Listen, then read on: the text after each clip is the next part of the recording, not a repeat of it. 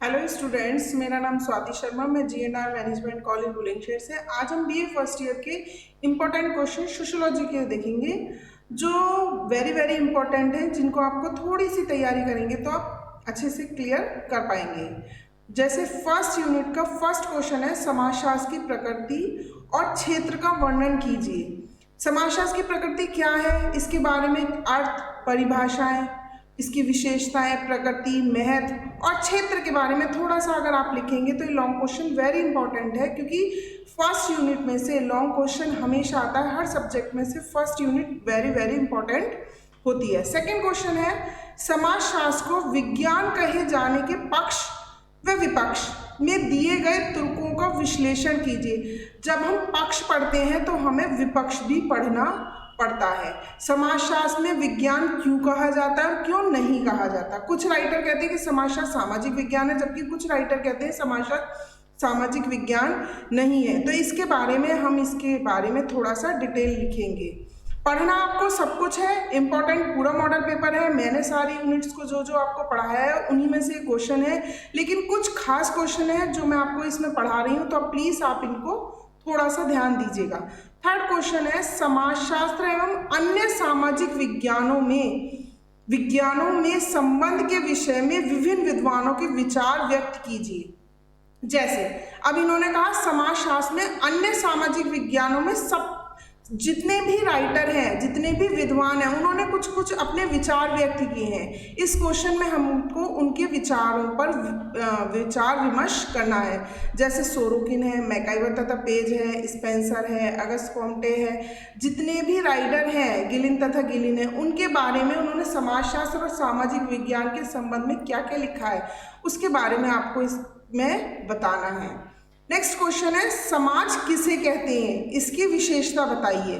देखिए, मैंने अपनी पुरानी वीडियो में भी आपको बताया, समाज के बिना मानव की कल्पना तथा सामाजिक संबंधों की कल्पना नहीं की जा सकती, इसलिए समाज का होना जरूरी है। इसीलिए समाज किसे कहते हैं, इसकी क्या क्या विशेषताएं, इसमें आप बताएंगे। समाज का अर्थ, परिभाषा, परिभाषा के साथ उसका निष्कर्ष, फिर विशेषताएं, फिर महत्व तथा फिर इसके बारे में इसके गुण और दोष, इसके बारे में आप इसको एग्जाम्पल को डिटेल में कर सकते हैं।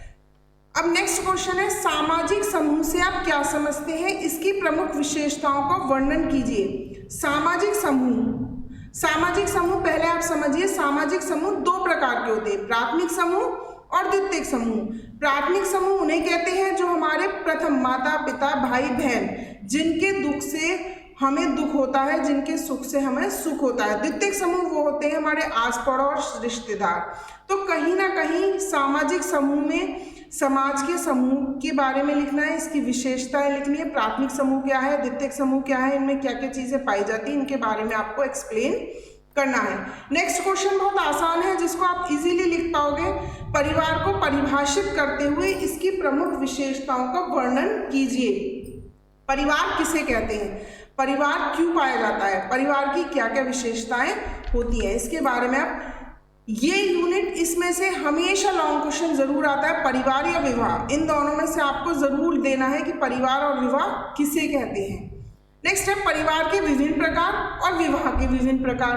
परिवार के प्रकार भी कई तरह के होते हैं और विवाह के प्रकार भी कई तरीके से दिखाए गए हैं और दर्शाए गए हैं, और विवाह के प्रकार कई तरीके के होते हैं, जिनको आप डिटेल में लिखोगे और अपने क्वेश्चन को अच्छे से अच्छा कर पाओगे। नेक्स्ट, राज्य और शिक्षा को स्पष्ट कीजिए। राज्य और शिक्षा इसलिए कहा गया है कि राज्य तब आगे बढ़ेगा जब शिक्षा होगी। जब शिक्षा होगी तो राज्य ऑटोमेटिक अपने आप सुधरता या संवरता जाएगा। इसीलिए इसको आप, इसके ऊपर आपको क्वेश्चन को चेंज कर सकते हैं। राज्य और शिक्षा को स्पष्ट कीजिए, राज्य और शिक्षा पर लेख लिखिए, या राज्य और शिक्षा को समझाइए। तो कोई भी क्वेश्चन अगर वो देते हैं तो आपको राज्य और शिक्षा के बारे में पहले राज्य की परिभाषा लिखनी है, फिर शिक्षा की परिभाषा लिखनी है, फिर राज्य की विशेषताएं लिखनी है, फिर शिक्षा की विशेषताएं लिखनी है, फिर ये दोनों एक दूसरे से संबंधित क्यों हैं, इसके बारे में लिखकर आपको इस क्वेश्चन को एक्सप्लेन करना है। नेक्स्ट है, सभ्यता की विशेषताएं स्पष्ट कीजिए। संस्कृति और सभ्यता का वर्णन कीजिए।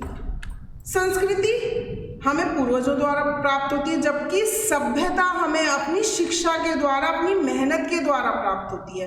तो सभ्यता की विशेषता स्पष्ट कीजिए। तो मतलब ये नहीं है कि आपको इसमें सिर्फ विशेषताएं एक्सप्लेन करनी है, नहीं, पहले आप सभ्यता के बारे में परिचय देंगे, फिर उसका अर्थ देंगे, फिर परिभाषाएं देंगे, फिर उन परिभाषाओं का निष्कर्ष निकालेंगे। जैसे कि उपयुक्त परिभाषाओं से स्पष्ट होता है कि सभ्यता हमारे देश को आगे बढ़ाती है। नेक्स्ट, इसमें पूछा संस्कृति और सभ्यता का वर्णन कीजिए। तो संस्कृति और सभ्यता को एक्सप्लेन करते हुए, दोनों की विशेषताओं को बताते हुए उनका वर्णन करना पड़ेगा। नेक्स्ट है बहुलवाद क्या है। बहुलवाद की उत्पत्ति में सहायक तत्वों का उल्लेख कीजिए। बहुलवाद वेरी वेरी इंपॉर्टेंट क्वेश्चन है। बहुलवाद क्या है? बहुलवाद जब छोटा समूह अपनी सुविधाओं को दूसरे तक नहीं पहुंचा पाता या अपनी परेशानियों को दूसरे तक नहीं पहुंचा पाता, तो वो छोटा समूह बड़े समूह में जब इस तरीके से समावेश हो जाता है कि वो एक दूसरे में अंतर ना दिखाई दे, उसे हम बहुलवाद कहते हैं।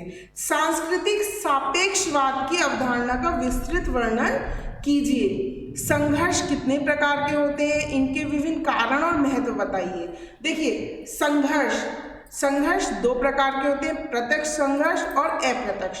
प्रत्यक्ष जिसमें कि हमें सामने से पता चले कि हमारा संघर्ष करता है, यह हमारा दुश्मन है, उसे हम कहते हैं प्रत्यक्ष।